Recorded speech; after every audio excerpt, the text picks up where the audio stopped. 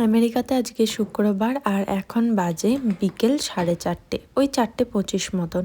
তো বাইরের ওয়েদারটা আজকে একটু কম ঠান্ডা ছিল, সামান্য একটু গরম ছিল। তো তাই আমার কিছু কেনাকাটি করার ছিল। আর বাড়ির সামনে যে ইউপি স্টোরটা আছে, ইউনাইটেড প্রভিশন, সেখানেই আমি যাচ্ছিলাম। তো বেরিয়ে গেছি, কিন্তু হালকা ফুলকা সোয়েটার পরে নিয়েছিলাম যাতে ঠান্ডা না লাগে। তো সবার প্রথমেই কলাটা তুলে নিলাম এখান থেকে, তারপর ছোট্ট দেখে একটা লাউ নিলাম, একটু কুমড়ো, একটু পেঁপে।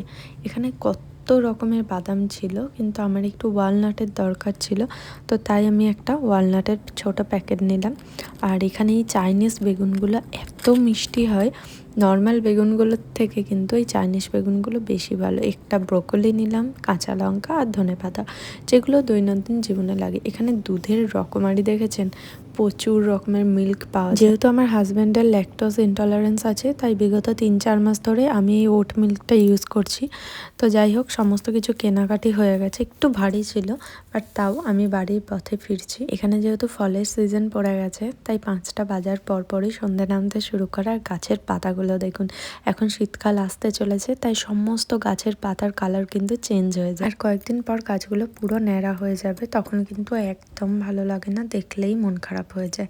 তাই এখানে শীতকালে কিন্তু প্রচণ্ড ডিপ্রেশনের শিকার হয় লোকজন।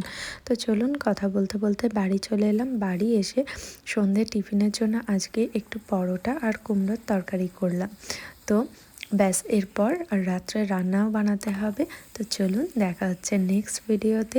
আপনারা সাথে থাকবেন, পাশে থাকবেন। আর আজকে ভিডিওটা কেমন লাগলো অবশ্যই জানাবেন। দেখা হচ্ছে এরকমই সুন্দর মিষ্টি ব্লগে। সুস্থ থাকবেন, ভালো থাকবেন এবং সকলকে ভালো রাখবেন। ও হ্যাঁ, আর আমার পেজে নতুন হলে পেজটিকে ফলো